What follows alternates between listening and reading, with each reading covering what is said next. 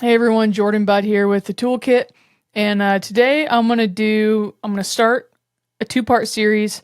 This is gonna be part one of the hunting gear portion, the beginner's guide. So a question that I get a lot is like, "Hey, I'm coming out west for the first time. I drew a deer tag, I drew an elk tag usually, and I know that I need some stuff, but there's so many options, and it's hard to sort through it all.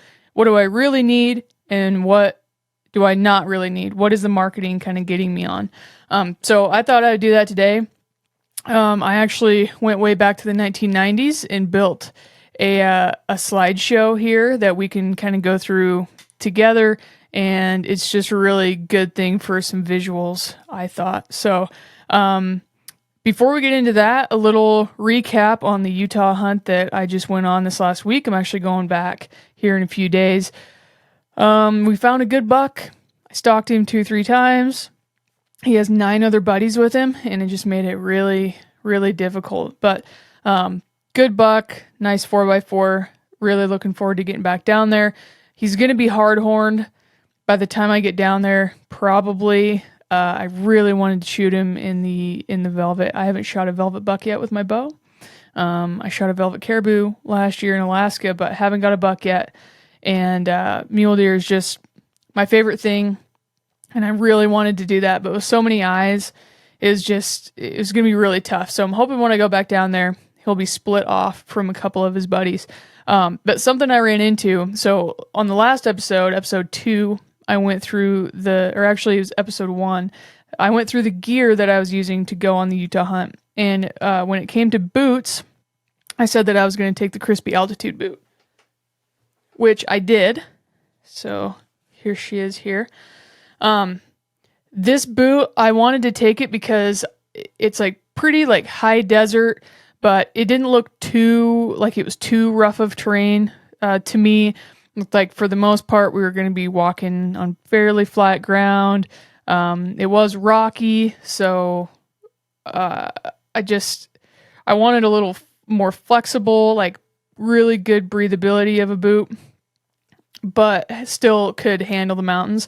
And I'm not saying that this can't. Flex is really good this direction, and torsionally is what you want for side hilling. It's pretty stiff, but making those stalks, I had to make about a mile approach, all on one steep hillside, so I was side hilling the whole way, and that was like a bit much for these boots, only doing that. If I was just walking on top and it was flat, it would be fine. But doing the side hilling kind of hurt me on the way back a little bit. And I think basically what was happening, you get on the side hill and you want that boot to be able to plan itself and not flex. So you have a good platform here, like a stair to keep walking on. What was happening was I felt like the back of my heel, let's see here. The back of my heel was planting, but the front of my foot was still rolling, and you can kind of see it as I do it there. Still, it was rolling, and what it was doing is it was making a little bit of a friction spot on the ball of my foot. Just the more I did it, it wasn't awful, but I had to stop and relace one time to try to fix it. And I would not say at all that this boot failed. I just probably didn't choose the best boot for like that side hilling circumstance, which like who can take 100 pairs of boots with them for every single thing that comes along. But I did take my Crispy Brixtles with me. These things fit my foot really, really well, and so I took these with me as well just in case something goofy happened. And those other altitude boots are out of a 5 on the flex scale. They call them a 2.5. So they're right in there, kind of in the middle of everything. And we're going to talk about boots here in a little bit too. But this is just going to get a little bit of a jump start on it. This boot is a 4 on the flex rating scale out of 5. So quite a bit more. So it is like, you can see it doesn't flex as much this direction. And it definitely doesn't flex. I'm trying to see this here. It definitely doesn't flex as much torsionally. So I literally put these things on. I went on the next stalk across that hillside, and I felt like I was a rocket being propelled across the hill just because that platform was so much better for the side hilling, and then it just like propelled me across. I wasn't nearly as tired when I got back. Still deflated because the stock didn't work, but nonetheless, my feet felt a lot better. So that's just a little update there. With all that being said, let's dive into the toolkit and beginner's guide to hunting gear part 1.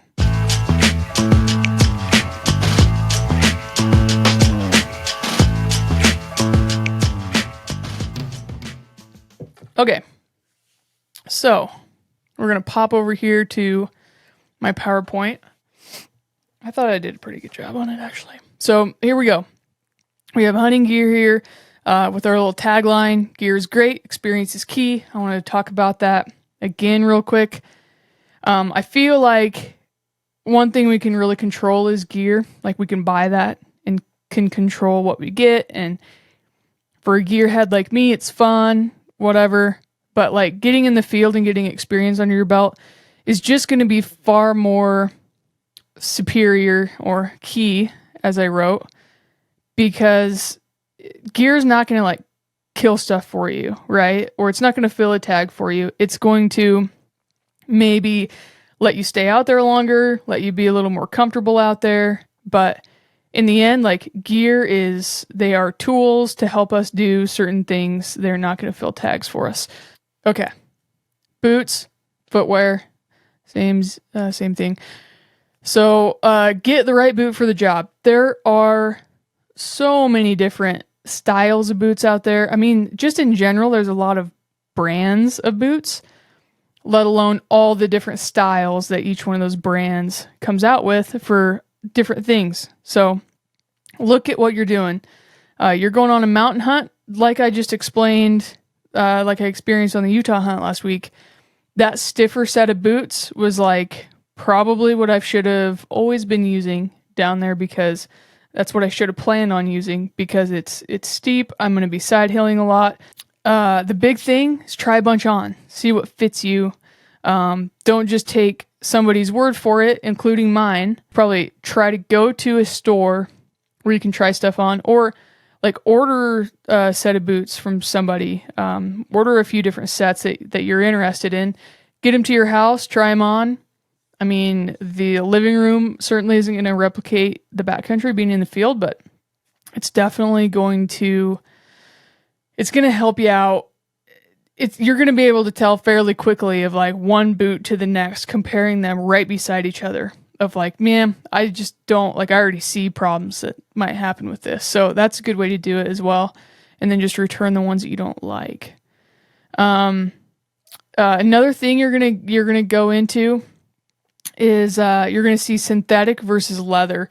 And now it's really interesting because there used to be like all leather boots, and then there used to be all synthetic boots. And a lot of times those synthetic boots were like really stiff. Mountaineering companies were making them in all different colors. Like you could see here, the La Sportiva Equilibriums, which I do have a set. I wore them last year and I do like those. They are fancy colors. That's because they're not making them really for hunters. They're making them for just the regular backpacking crowd. But that is a synthetic boot. You go over here, this next one over, this is the Crispy Brixton Mountain SF. So there are some components of it that are synthetic. Some components of it are also leather. So that's kind of a hybrid, like a combination. Down here in the right corner, if you're listening to this is the Crispy Altitude boot that I just talked about a little bit ago. It has leather here on the side for like high abrasion areas, which like that is something to certainly consider, like in rocky terrain. Rocks and synthetic materials in my experience haven't really gone well together, especially when it's on the sides of the boot. Leather is just more abrasion resistant, just kind of the way it is. Synthetic, depending on the material, like it might just shred faster. And I would say in general, your synthetic boot is gonna not last as long as a leather boot. And then also in general, your synthetic boots are gonna be cheaper than a full leather boot, kind of just in general. So you can let that help you a little bit as well in like choosing a boot. Down here in the bottom left-hand corner, I have the Mountain Hunter Elite boots from Lathrop & Sons. I haven't got a chance to use those yet in the field, but I have them right here. I went through the whole thing with these guys, and when I say the whole thing, they make custom insoles. They can shape the boot to your foot. They can make some modifications with the boot itself. So it's not just totally out of the box, although you can get it that way as well. And then they're custom orthotics. They're custom insoles. But the thing about those guys is you can call them and they will really talk to you and like go through like a quick fit. Or if you're a person that has trouble with your feet, I really am not. I haven't had that much trouble with my feet in boots. Some of it is I've tried enough to just kind of know what I tend to like. So I think that helps a little bit. But like if you are a person who really has trouble with your feet in boots and things, like you really should go to Lathrop & Sons. Just give them a call. So again, with this first style of hunting, I'm kind of talking about, we're not talking about backpacking right now. We're just talking about the basic like core hunt things you need. And I'm rolling that right into assuming that you're doing like a base camp style hunt where you're like day hunting. And this isn't just for Western. This is geared a little bit more towards Western, just because that's what I do and like to do. But I also grew up in Nebraska. I hunt a bunch out there, so I can kind of relate to the Midwest side of things as well.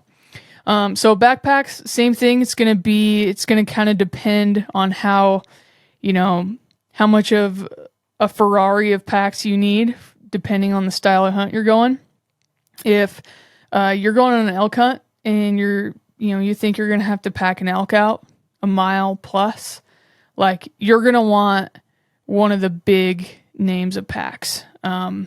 If you're in Nebraska if you're hunting yourself or whatever, or you got some private access or you're outfitting, whatever, like you don't really need a big backpack that's going to be able to haul an elk quarter. You don't really need it. And the reality of it is like the big brands are awesome. But yeah, if you're doing stuff where you can pretty much drive the vehicle to it, you don't really need to haul meat. So you can get a little bit, I don't want to call it a lesser of a pack.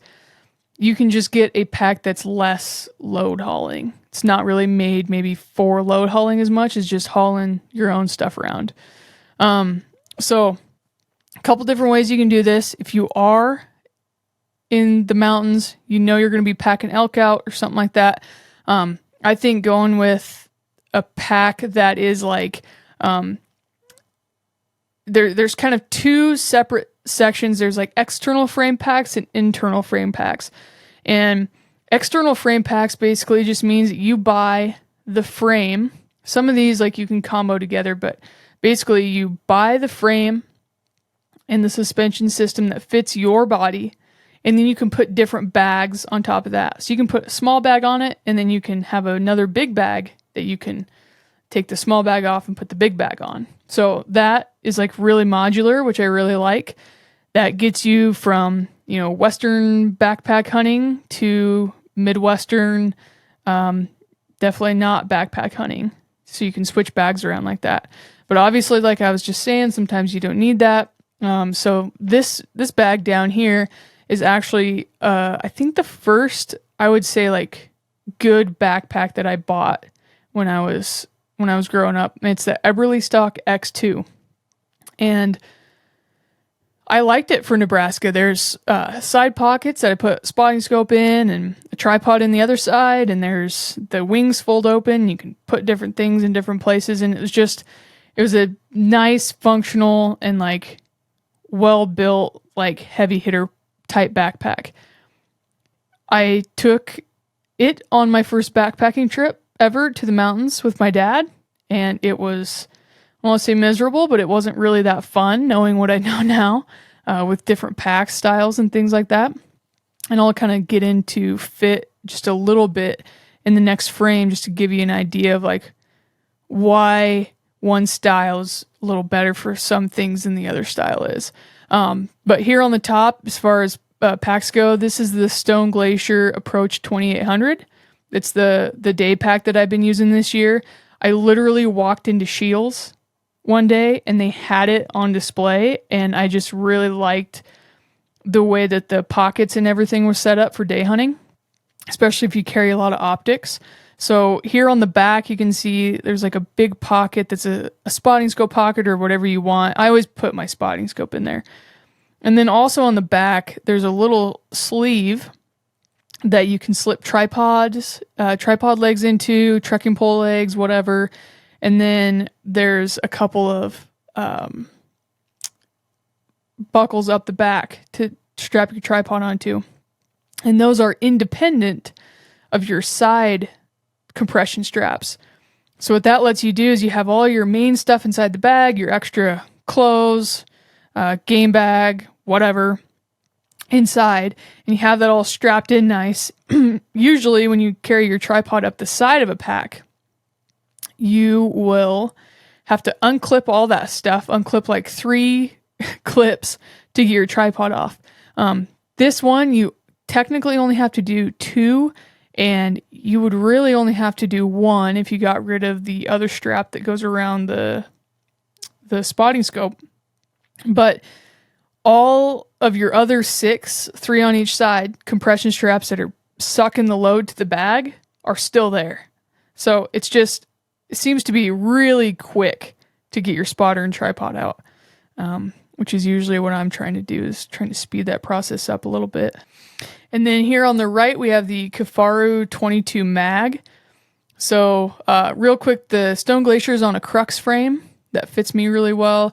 And then the Kifaru is just on your regular Hunter Light frame. So something else real quick as well. The other one you have is like a modular frame, like I was saying, and then an internal frame. And the X2 would be an internal frame. So basically that means like your frame and your bag are married together. You can't swap them. It just is what it is. There just isn't the modularity. What you get there usually is a little cheaper price. And yeah, so let me see here. Okay, bag size. So that Approach 2800 cubic inches. The 22 mag, 2200 cubic inches about. On the 22 mag, you can see you have a bunch of, basically it's a MOLLE panel. It has a bunch of webbing on it, so you can attach different pockets and different things, and just Kifaru in general, you can kind of kit them out however you want them. But right in there, and then like the X2, I think was right in like the 1900 to 2000 cubic inch mark or something like that. But all those packs are right in about the 3000 cubic inch mark. That's kind of where I like to stay. But just like boots, try on different frames, order some of these backpacks, get them in your house, put 30 pounds in them, see how they feel, and see which ones you like, and the ones that you don't think are for you, you can just send them back. Now to some fit and function type stuff, which I think is, I don't want to make, this isn't picking on Eberle stock in general or anybody in general. This just gives you like a good idea of like why it's better to haul elk out with like one of the packs that has like a true, like a load carrying lifting type suspension system. So here what we have, and yeah, what the hell are load lifters? So we have a guy with an elk strapped on the back of an Eberle stock pack. It's this specific one is the X2, I think. It's an internal frame. You can see right here the backpack strap where it goes from the pack over the shoulder. There's another strap above that that goes from the very top of the frame to the shoulder strap, and it should go line up right about on your clavicle. So you can see here that that's kind of loose. Like even if it was tight, it would be where, I'm trying to explain this, where that strap goes into the top of the frame is going to be below your shoulders. That's just like, it's basically just stabilizing the load to you, bringing your frame closer to your back. That's not really transferring any load off of your shoulder straps down onto your hips. And you can see like he's kind of facing forward, like bent over a little bit forward. And then come over here to Jake with EXO. He doesn't have an elk on his back. I bet there's pillow. I'm sure there's pillows in there, but this gives you a good idea. It's a little hard to see with the with his hood there, but you see you have your shoulder strap going over his shoulder, and it goes into the bag. Actually goes onto the frame, and then the bag goes onto the frame. But anyways, right above that, you can see at an angle, there's another strap coming from the top of the shoulder strap to the top of the frame. That angle, you can imagine as you tighten that, and you don't want to tighten them a lot, but you want to get them, you kind of want to snug them, and you can mess them, like, especially if you have a heavy load on, you're going to want to be kind of playing with these straps sort of all the time, like transferring a little more weight to your hips, and then, all right, your shoulders start feeling better, like I'm going to transfer more to my shoulders for a little while, and you screw it around. But having this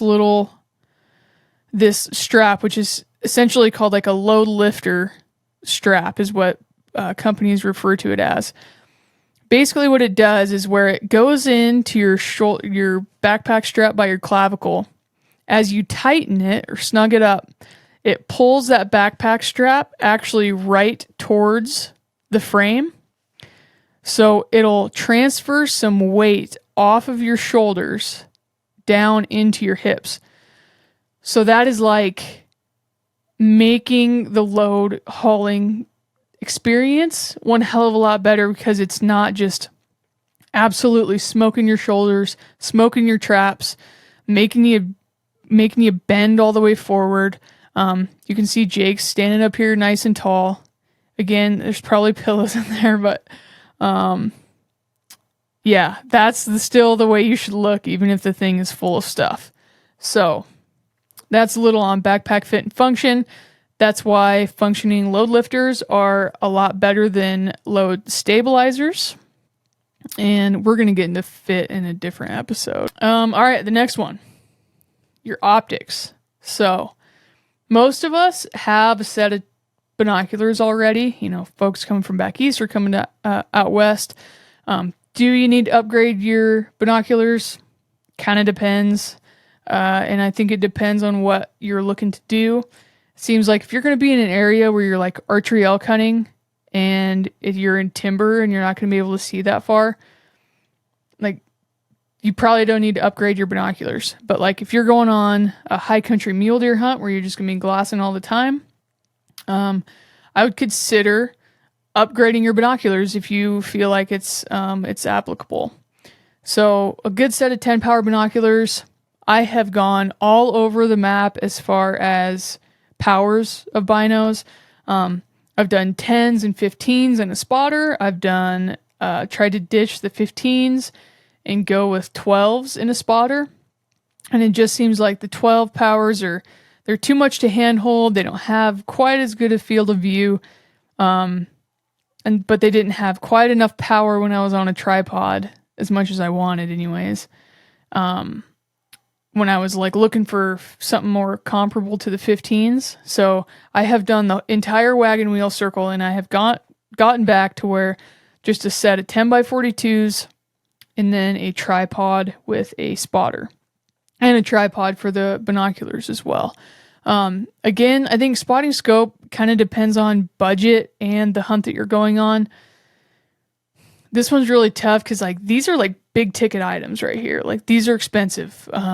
Some of these binoculars, you know, they're dipping, in my opinion, like you want to stay like in the $800 and up range of binoculars. And it might sound a little nuts, but like the difference from like a $300 pair to like a $600 pair and up from that, or an $800 pair and up, is like huge. Like that gap is big. The Sig Sauer Zulu 6 image stabilizing binoculars, they're the ones down here. They look a little Star Trek-y, but there's this little button right here that turns on your image stabilizer. And basically what that is a gyro inside.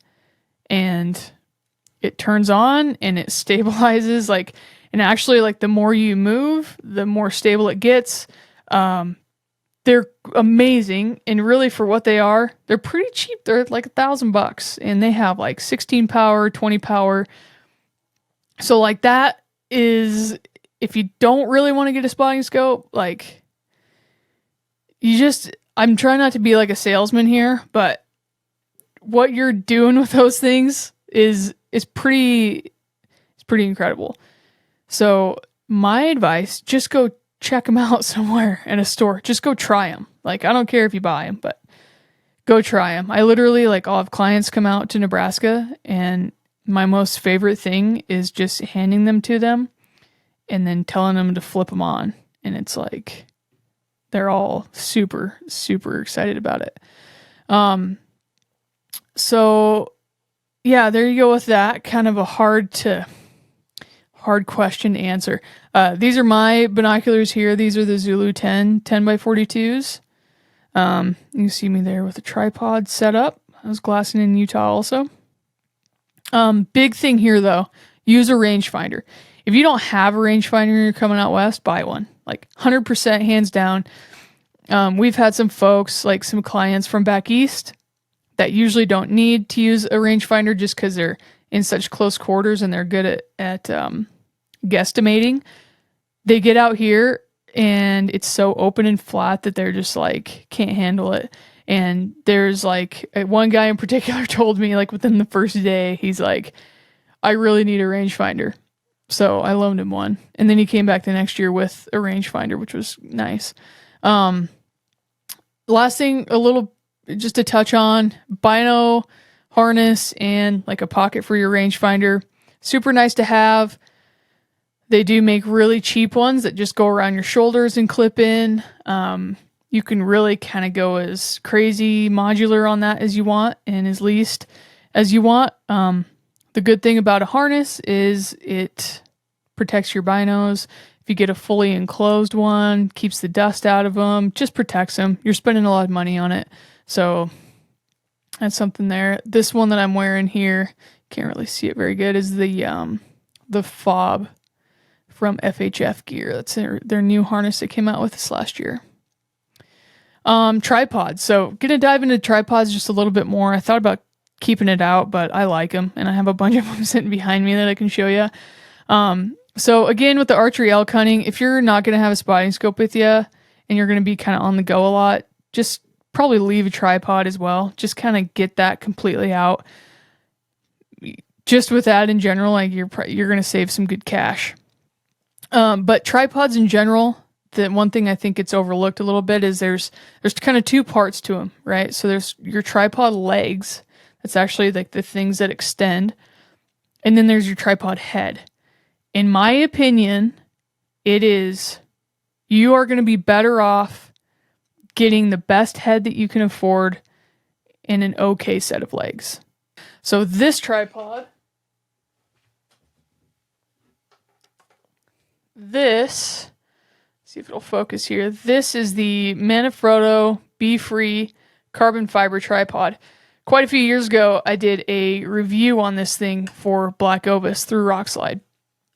And I don't mind this tripod. It is folds down, twist lock legs. They do get a little sticky. I could undo it a little bit more and it'll get easier. One quick thing, this center post, how it extends, uses this, I guess it would be like a compression ring system. I don't like that. It just takes longer. I would rather that there was a knob right here, like a lot of these other tripods that I'm using. But before I get too deep down that rabbit hole. One thing I wanted to talk about was this also has an aluminum counterpart to it. So there's the Manfrotto B-free carbon fiber, and there's a Manfrotto B-free aluminum. The weight difference, let me see here. The carbon fiber one is 3.04 ounces as listed on the website. The the aluminum version is 3.2 ounces. Sorry, I did not mean ounces. I meant pounds. I meant 3.04 pounds and 3.2 pounds, not ounces. Sorry about that. So not that much more at all, really. The price difference, though, is $130. So that's a big thing with carbon. I mean, it's going to be a thing with a lot of different gear items that we talk about. $130 to save not that much weight.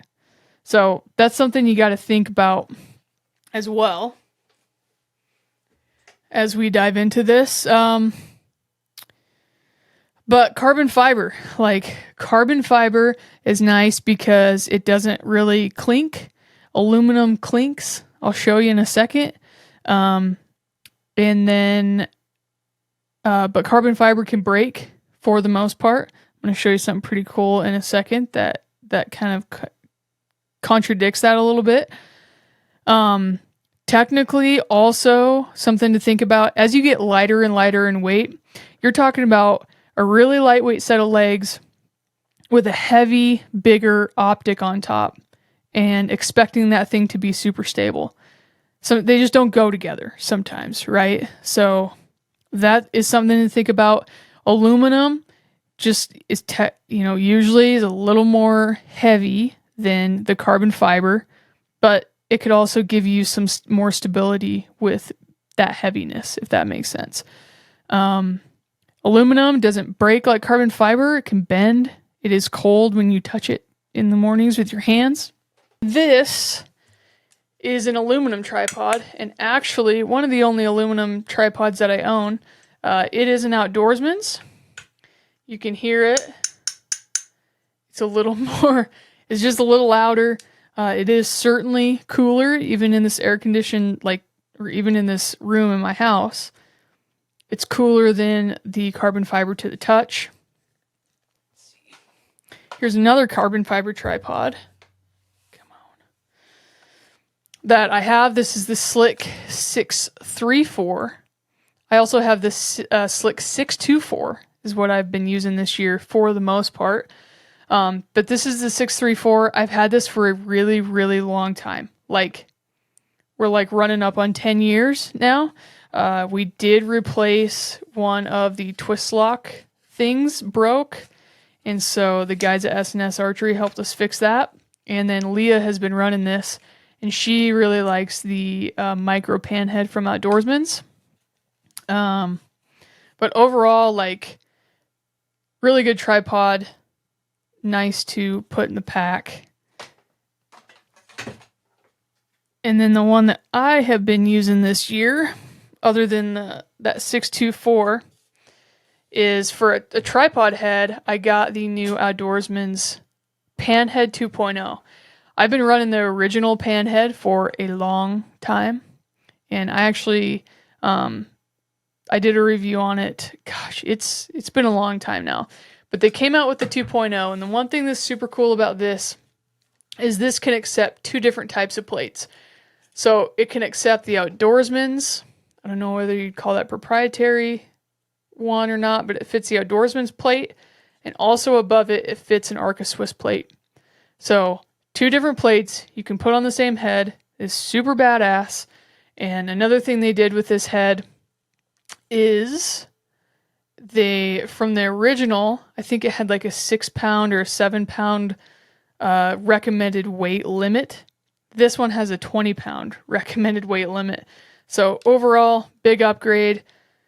One downside that's a little hard to tell folks that are just trying to get into it is it's $500. So that can be a little bit tough, but I've had my original one for a really long time now. It's still kicking. I'd still be using it if they hadn't come out with like the Arca deal as well, which is super cool. Last thing about almost last thing about tripods. This is the new carbon fiber Outdoorsman's tripod that took over the aluminum.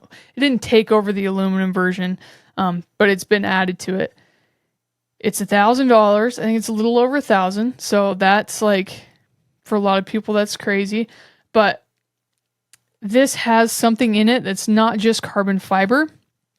They have a component in here. I think it's interwoven in with the carbon fiber. It's called Integra. And that will keep the carbon fiber's like shape and integrity. So they talked to me about, they put a clamp on these things, clamped it, so it basically the leg collapsed on itself, and then they took the clamp off. And with that Integra, it made the carbon fiber go back to a regular circle leg. And like they said, some of the carbon fiber I think was cracked or could have been cracked, but with that Integra, it won't break still. So crazy. A couple other recommendations here, I guess. S&S Archery has some really cool. They have some really good tripods on their website. I saw this setup. It is a Suray. It looks like Siriu also, but they pronounce it Suray tripod and head system for like $280. This is an interesting new tripod that I actually just purchased yesterday. It's on its way to add to the collection I already have apparently. But this was like kind of an innovative enough thing. I was like, I have to try it. Like, if I'm going to do this gear podcast, I have to try it. So I bought it through a Labor Day sale. So I saved a little bit of cash that way. But I don't really know anybody from Tricer. But I got the BC, which is the backcountry tripod. And one thing that's interesting that they did, let me get a tripod here. So on most tripods, well, all of them, your first leg up here is the biggest. As you go down in tripod sections, your tripod legs get smaller. And some people say that decreases it like makes them a little more flexible, so like they're less stable when everything is extended out. So what this Tricer company did was they flipped them backwards. So now the largest diameter leg is not at the very top, it's at the very bottom. And so they really flipped everything around. So I'm going to get one of those and just see what I think. Bino adapters, the Outdoorsman's is what we use because it's just compatible with absolutely everything that we have now. But there is a company, I have one here, called Asiac Equipment. I think I talked about it actually on the last podcast. But it's a ring that goes around the barrel of your binoculars, clamps onto it, has an Arca plate on the bottom of that, so you can just slide them right onto the head that you're using. I had to get a Spindrift drink real quick. All right, so clothing and layering, you probably have a lot of this stuff already. So what I wanted to talk about was let's just talk about a basic layering system. I think of it as like a 4-core layering system. You have your first layer, which is your base layer. It's next to your skin. You want to stay away from cotton when you're doing that. You're going to be looking at, lightweight merino wools and synthetic type like polyesters and things for next to your skin. The second one is your mid layer. That's going to be like some kind of like a grid fleece, like a soft shell, something that's like fairly thin, adds a little bit of warmth, cuts a little bit of the wind, is like that good comfort piece. And then your third is going to be your insulation layer. That is like a puffy jacket or a down jacket. That is a must-have. If you're coming out west or you're going on a late season hunt in the Midwest or something like that, and you don't have a puffy jacket, 100% buy one. Even if it's a lightweight one, like 100% buy it. They're fantastic. And there's a couple different things we can talk about there. Some of the jackets are going to be like a goose or a duck down. Some jackets are going to be something like it's a, what am I trying to say? It's a synthetic insulation. So that's going to be like a Primaloft Gold, like an Apex insulation. They make synthetic insulations as well. Those are a couple that are pretty widely used in the industry. Quick things like your duck down and your goose down. A lot of them are treated now with like something that's hydrophobic coating, so it repels water. But if you truly, that will help with dampness. But if you truly get that jacket wet and those little delicate down feathers collapse, that is all of your insulating value, like gone. It's not there anymore. And if you're not in a place where you can dry it out, like it's just not going to get better very quickly.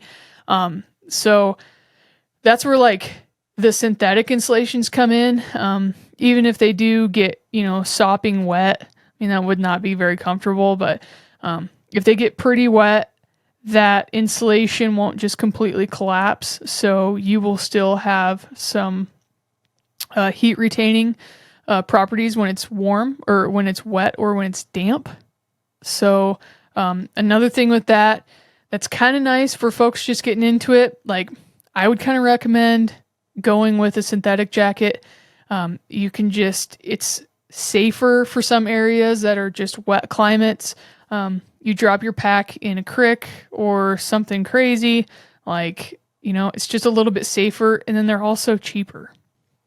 And then for the fourth core of your layering system, you have your rain layer. So that's your outer like shell from the elements. They're windproof, waterproof. It's a rain jacket. So be thinking about that. Pants.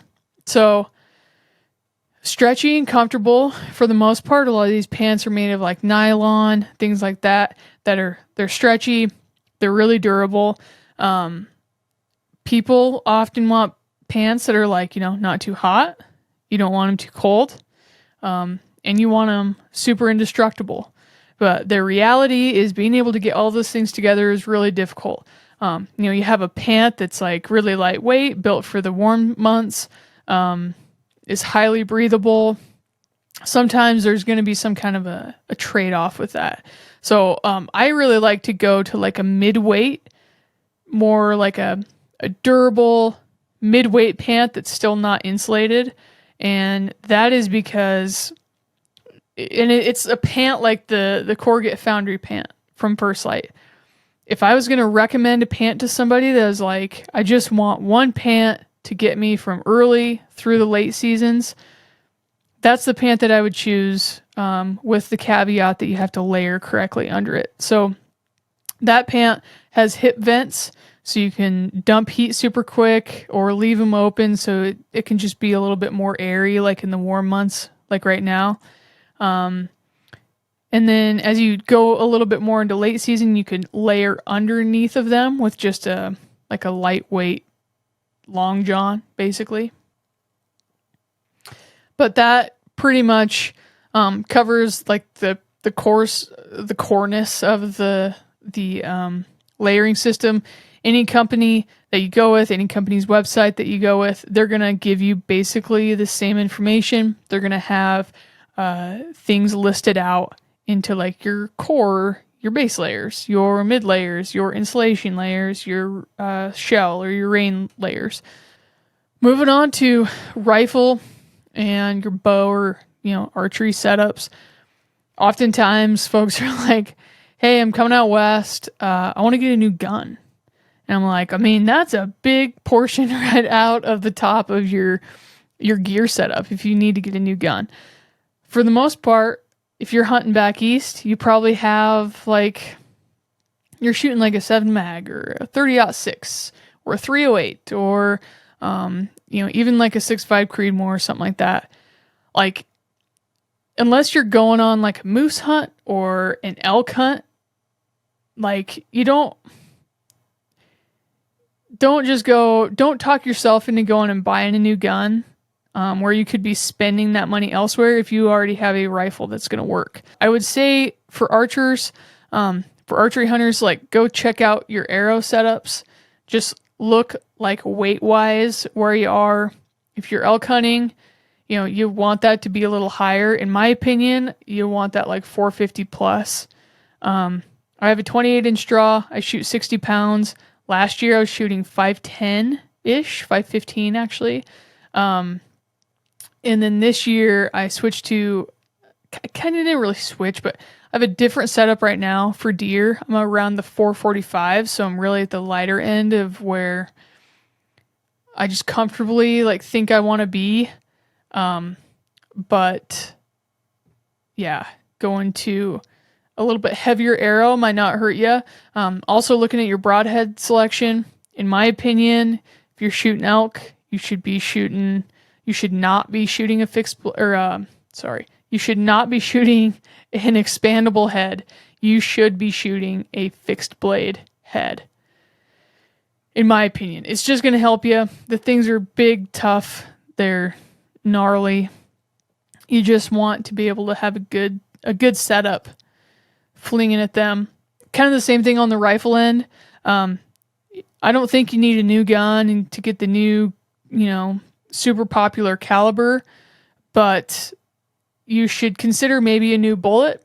Going up in bullet weight might not be an awful idea from whitetail in the east to elk in the west. And then another thing I almost didn't put in here, but I'm going to put it in here just because I can. One upgrade that you could put on your rifle is like maybe look at a new scope, a different scope that you can dial. You can get a scope with a different reticle in it that maybe has some holdovers that, out at distance, which is where I'm getting to in a second here, could really come in handy. And I forgot to put it on here, but one big thing for rifle hunters, like whatever gun you're going to take, shoot it a lot, get really proficient and comfortable with it.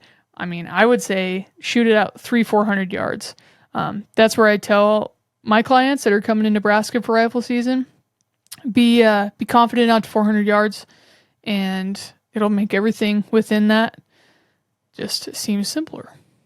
So that's my take on the your bow setups there. Next thing up here, so mapping and satellite messengers. So I'm going to hit the satellite messengers first. Garmin inReaches. They also have a thing called a Zoleo. We used to have one. Leah used to have a Zoleo. We didn't have good luck with it, so we both switched over to an inReach, and it's just been much more reliable, in my opinion. We each have the inReach Mini, but they make some other models. But look at where you're going, and like if you're going to have service, or if you can figure out if you're going to have fairly reliable phone service, I would skip the inReach. You're going to be into it at least $300 into just the device itself, and then you're going to have to buy a plan for it as well. So that's something that I would think about doing. If you're going to have self-service, just ditch the inReach. Have kind of a good like emergency plan with somebody that you're supposed to be checking in with. So there is some kind of a structure going there if there was an emergency. And then also like a lot of the new iPhones, they have SOS features on them. And if you don't know nothing about that, you should go YouTube it, because that'll give you more info than I can give you. And then mapping wise, so I use Onyx maps. They're just tried and true. It's go-to. Like everybody uses Onyx to some extent, so you can trade like coordinates and pins and stuff with your buddies. But I think for $30 for the state that you're going to hunt, especially if you're going to be around a lot of private, like it's worth it just to get it.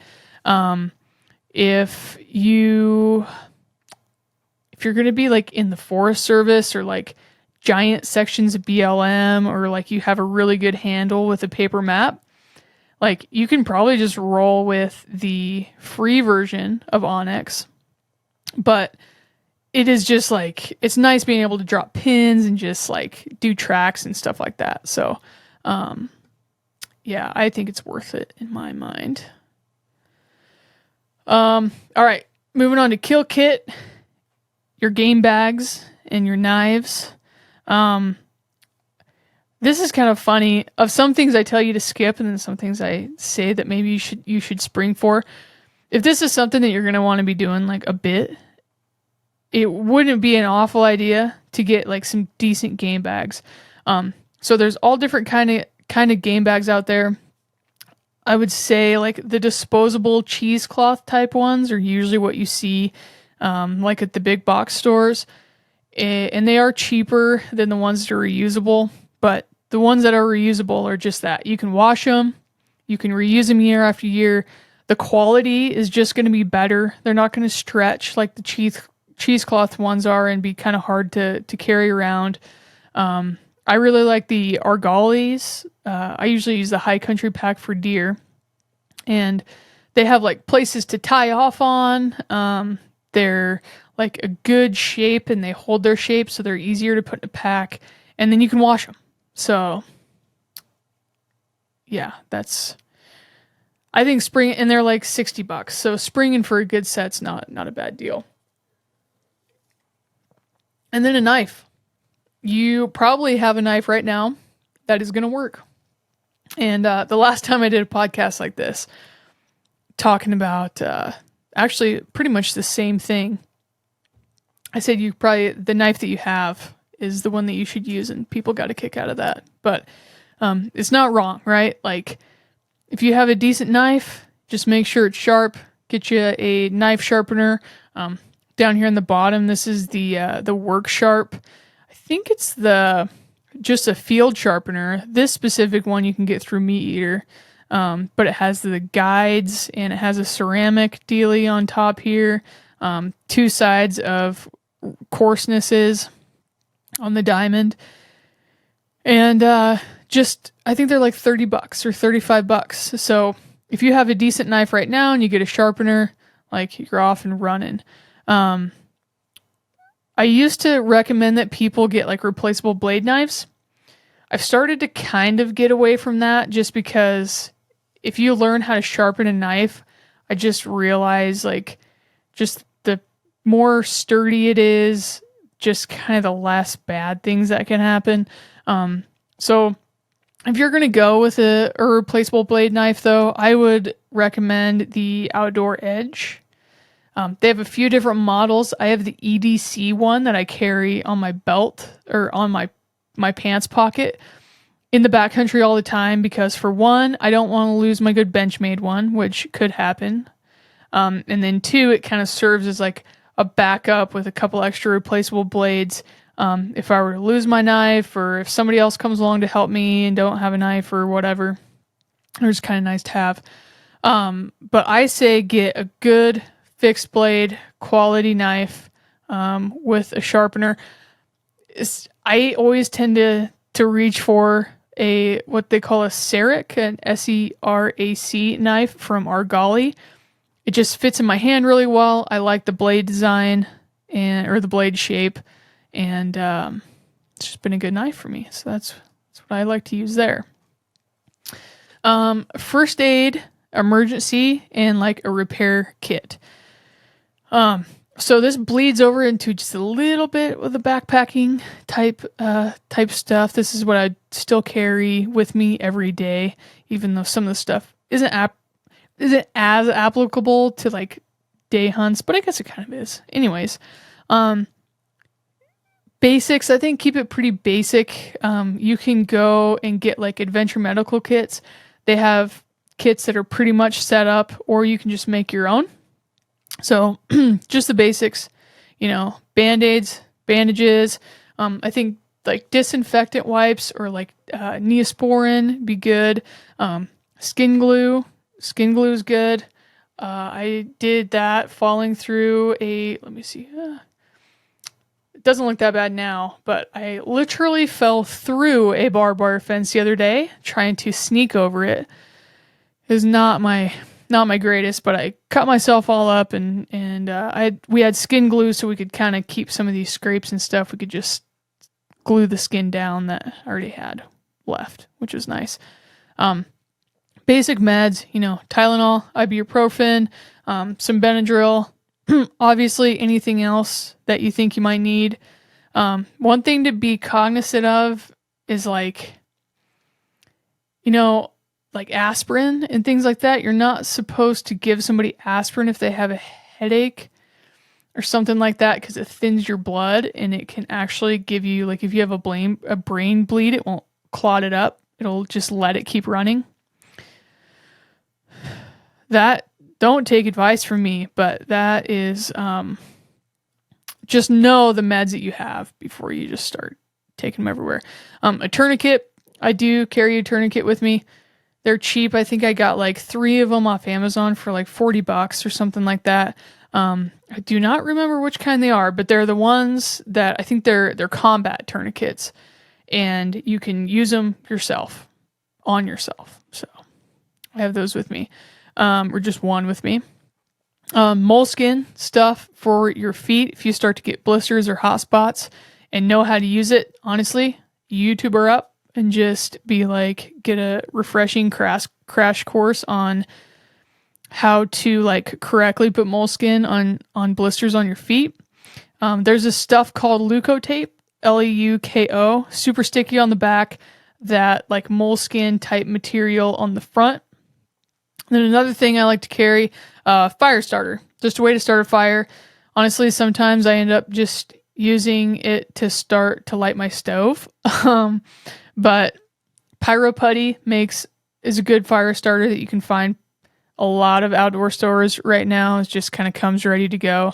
If you're super cheapy, you can just go with cotton balls and Vaseline. That's what I did for a long time. I took like an old pill bottle and I freaking stuffed it full of cotton balls. So that works good. And then a few ways to start one. An obvious lighter. Matches. I use long burn matches and put them in like a waterproof match container.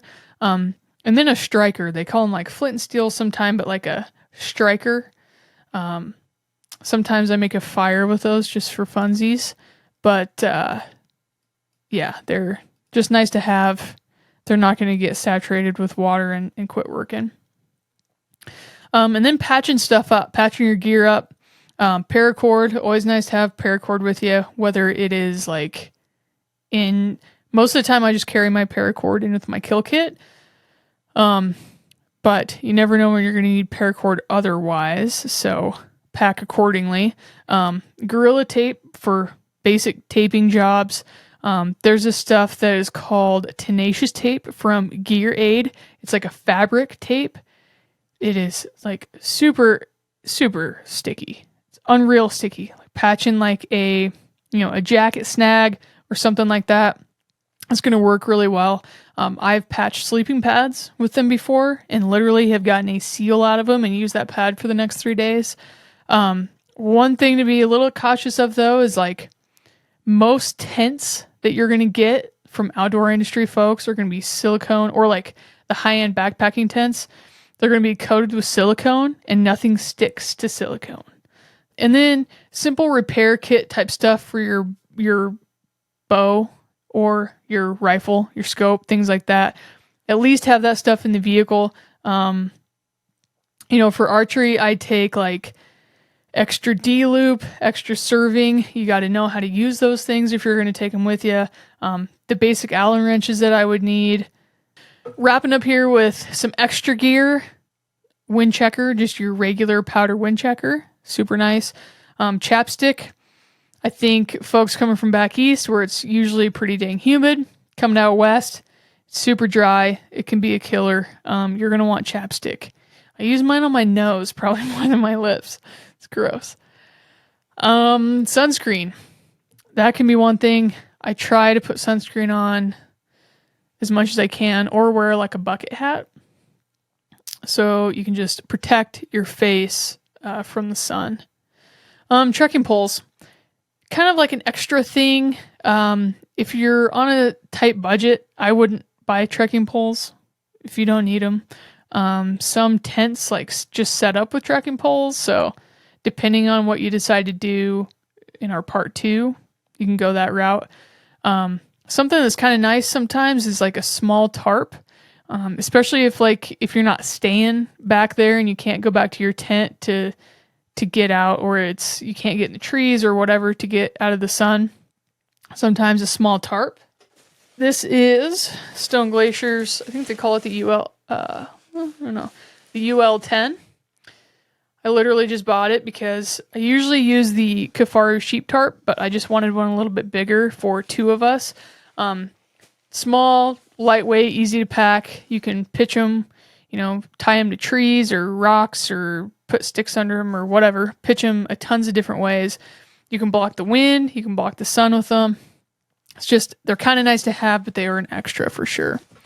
Water filtration, we're going to cover that more in the next episode, even though it does apply to day hunting. But carrying water is something I wanted to touch on. I just use like a Nalgene bottle with this is kind of an extra too, but while you're at it, get a Human Gear cap lid. It'll just take your wide mouth Nalgene to like a narrow mouth, I guess, so it's easier to drink out of. Yeti also has some nice plastic bottles now.